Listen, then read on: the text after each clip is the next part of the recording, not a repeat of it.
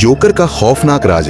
यह स्टोरी सुनने से पहले जान ले कि यदि आप अकेले में हो तो इस वीडियो से दूर हो जाओ और एक बार यह स्टोरी सत्य घटना पर आधारित है। यह स्टोरी एक छोटे से शहर की है जहां के लोग एक पुराने मनोरंजन पार्क के बारे में अक्सर डरावनी कहानियां सुनाते थे। पार्क में एक जोकर की मूर्ति लगी हुई थी जो हमेशा लोगों को डराती थी। लोग कहते थे कि इस जोकर की हंसी किसी के दिल में खौफ पैदा कर देती है और वह जोकर कभी नहीं हंसता। उसकी हंसी सिर्फ एक भ्रम है। कई सालों से वह पार्क बंद पड़ा था, लेकिन शहर में कई अजीब घटनाएं घटी। लोग कहते थे कि जोकर की आत्मा अब भी पार्क में बसी हुई है और जो भी वहां जाता वह कभी वापस नहीं आता। सिद्धार्थ एक साहसी और जिज्ञासु युवक था जिसे ऐसी भूतिया घटनाएं काफी रोमांचक लगती थीं। उसने अपने दोस्तों नंदिता और आदित्य को इस रहस्य को जानने के लिए पार्क में जाने के लिए मनाया। एक रात तीनों दोस्त पार्क के पास पहुंचे।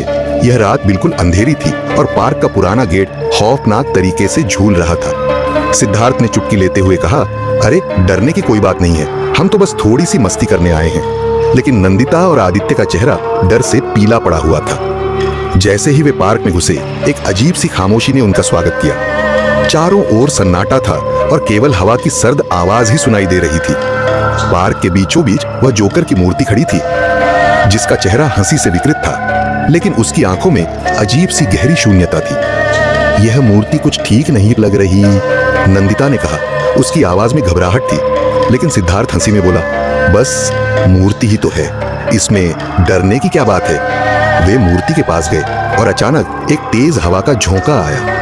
मूर्ति की आंखों में एक रहस्यमयी चमक आई और फिर से हवा में एक खौफनाक हंसी गूंजने लगी। आदित्य और नंदिता के शरीर में झुरझुरी दौड़ गई। क्या ये हंसी थी? आदित्य ने कांपते हुए पूछा। सिद्धार्थ ने गहरी सांस ली और कहा, यह कुछ नहीं है। लेकिन वह खुद भी महसूस कर रहा था कि कुछ अजीब हो रहा था। उसी समय पार्क के अंदर की लाइटें अचानक मद्धम हो गईं और फिर बुझ गईं। चारों ओर घना अंधेरा छा गया। तभी किसी ने उनके कानों में फुसफुसाते हुए कहा, तुम लोग कहां जा रहे हो? यह आवाज किसी इंसान की नहीं थी। यह एक खौफनाक, गहरी और विकृत आवाज थी, जैसे वह जोकर खुद बोल रहा हो। नंदिता घबराई हुई बोली, यह आवाज कहां से आ रही है? लेकिन जवाब में केवल वही डरावनी हंसी सुनाई दी।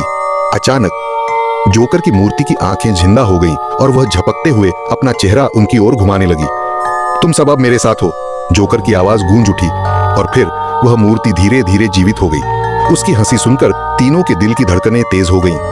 जोकर ने अपनी गहरी आंखों से उन तीनों को घेर लिया और उसकी हंसी जैसे उनके कानों में घुसने लगी। अब जोकर की आकृति पूरी तरह से बदल चुकी थी। उसका चेहरा विकृत था, आंखों में खून की सफेद लकीरें और मुंह में खून के दाग थे। तुम लोगों ने मेरी नींद तोड़ी है, वह बोला और फिर से एक गहरी डरावनी हंसी हंसी। उसकी आवाज अब एक खौफनाक गूंज बन चुकी थी जो पूरे पार्क में गूंज रही थी। सिद्धार्थ, आदित्य और नंदिता भागने की कोशिश करने लगे, लेकिन जोकर का पीछा उन्हें लगातार कर रहा था। उसका चेहरा अब और भी भयावह हो गया था। पार्क के अंदर सब कुछ पल में बदल गया था। पेड़, झूले और राइड्स सब अजीब से आकार में बदल गए थे, जैसे वे अब किसी और दुनिया से आए थे। आदित्य की आवाज चीख में बदल गई, यह क्या हो रहा है? हमें भागना चाहिए। लेकिन जैसे ही वे गेट की ओर बढ़े, वह जोकर अचानक उनके सामने आ खड़ा हुआ। उसकी हंसी ने सब कुछ मूक कर दिया। तुम लोग भाग नहीं सकते, अब तुम सब मेरे साथ हो।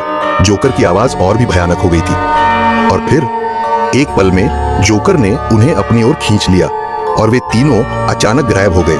किसी ने उन्हें देखा नहीं और वे कभी वापस नहीं आए। गांव वाले कहते हैं कि अब पार्क के पास से गुजरने वाले लोग अक्सर उन तीनों की चीखें सुन सकते हैं और कभी-कभी उनकी हंसी भी सुनाई देती है। वह जोकर अब भी वहां बसा हुआ है और जो भी उस पार्क में जाता है वह कभी भी वापस नहीं आता। कहते हैं कि जोकर अब भी अपनी हंसी के साथ इंतजार कर रहा है और अगर तुम भी कभी उस पार्क के पास से गुजरोगे तो उसकी हंसी तुमसे कुछ सवाल पूछेगी और फिर तुम भी उसके जाल में फंस जाओगे। हेलो फ्रेंड्स, ऐसे ही हॉरर स्टोरी सुनने के लिए हमारे चैनल को सब्सक्राइब करिए